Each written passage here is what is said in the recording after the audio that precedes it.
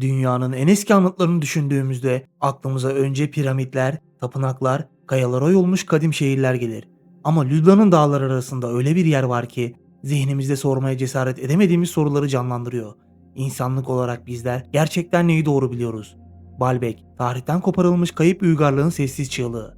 Ve şimdi o çığlığın izini sürmek için yerin altındaki bu kadim bilmeceye birlikte iniyoruz.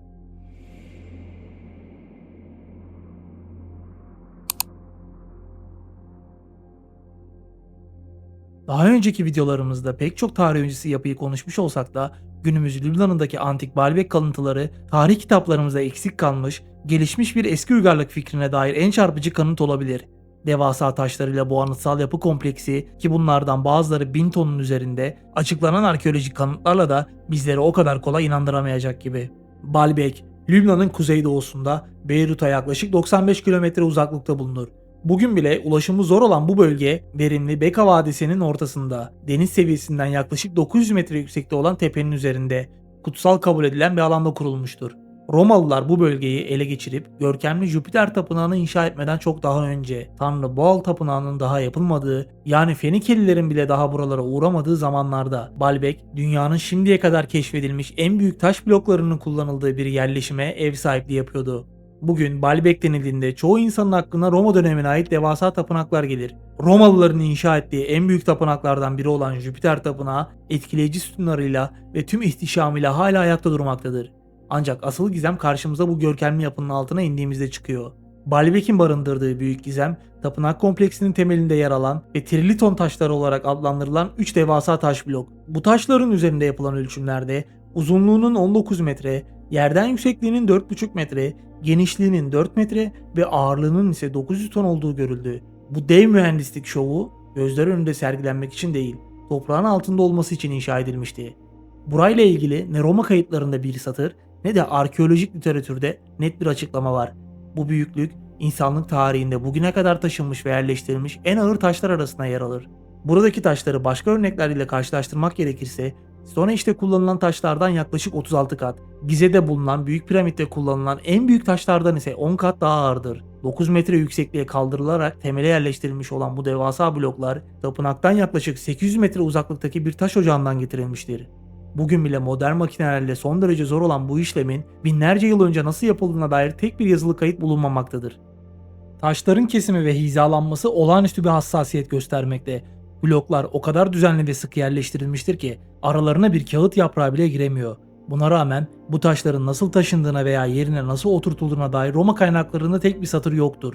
Romalılar büyük inşaat projelerini detaylı şekilde kaydetmeleriyle bilinir. Ayrıca Roma yapılarında genellikle göz önündeki kısımlarda gösteriş ve estetik hedeflenirken trilton taşları gösteriş amaçlı yapılmamış. Aksine temelin içine gömülmüş, temele saklanmış kalmış ve sanki sadece taşıyıcı, dengeleyici bir amaçla yerleştirilmiş gibidir. Üstelik Baalbek'te farklı dönemlere ait gibi görünen inşaat tarzları alanın birden çok dönemde yapılmış işçiliğe sahip olabileceğini ve daha erken evrelerinin ise daha yüksek bir teknik standart taşıdığını düşünülüyor.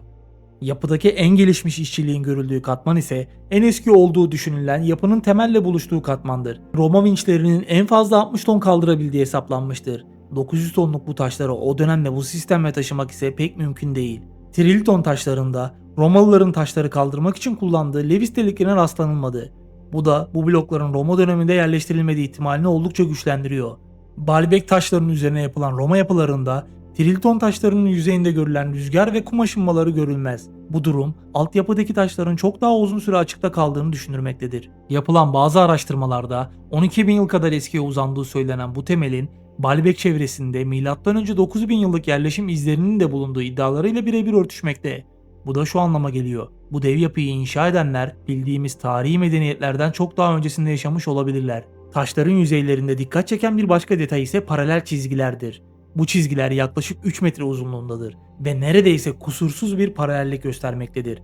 Daha önceki videolarımı izlediyseniz bu izlerin başka tarih öncesi devasa taş yapılarda görülen izlere çok benzediğini fark etmişsinizdir. Örneğin Çin'deki Yangshan taş ocağında. Orada yaklaşık 16.000 ton olduğu tahmin edilen devasa bir megalit blok bulunuyor ve Yangshan'daki izlerin Baalbek'teki izlerle aynı olduğu ileri sürülüyor.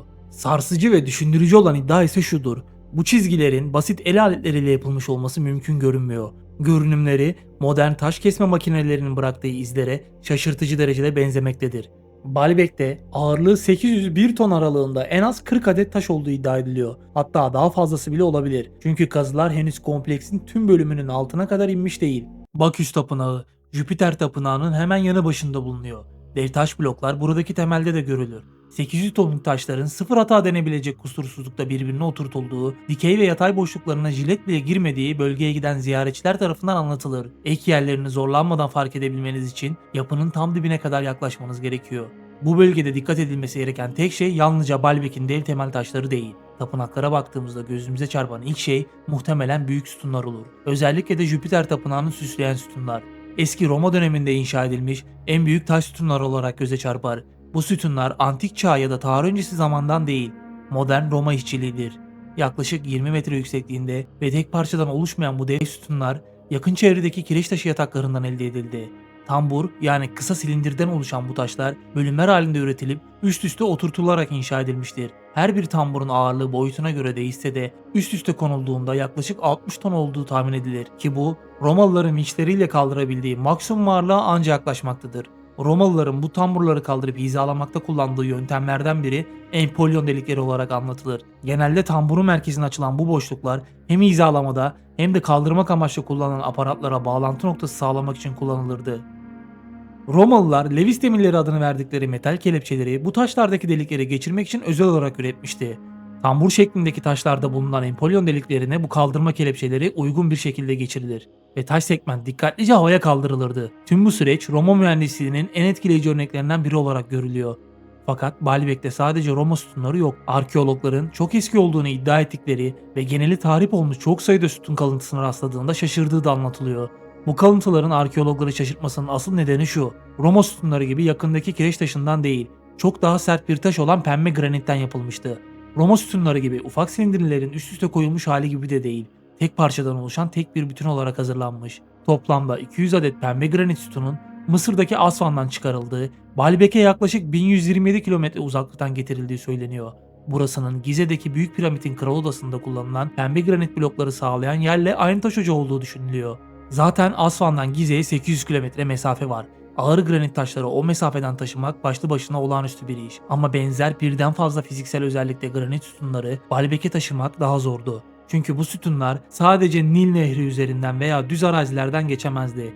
Gizlilik sebebiyle Lübnan'ın dağlarını da aşmak zorundaydı. Bu dağlar 2500 metre yükseltiye kadar ulaşabiliyor. Böylesine dağlık bir coğrafyada bu dev sütunları taşımak akıl almaz maliyet ve zorlukta lojistik gücü gerektiriyor.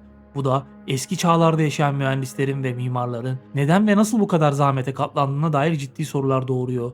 Fakat dikkat edilmesi gereken asıl nokta şu: granitin dünyadaki en sert yapılı taşlardan biri olduğu ve şekillendirilmesinin tek yolunun elmas uçlu alet edevatlar kullanmaktan geçtiği işin ehli insanlar tarafından söyleniyor. Ayrıca sütunların inanılmaz pürüzsüz, kusursuz, yuvarlak ve neredeyse sıfır hatalı bir cilaya sahip olduğu, kavisli yüzey ile düz yüzey arasındaki geçişin kusursuz ve net olduğu görülüyor.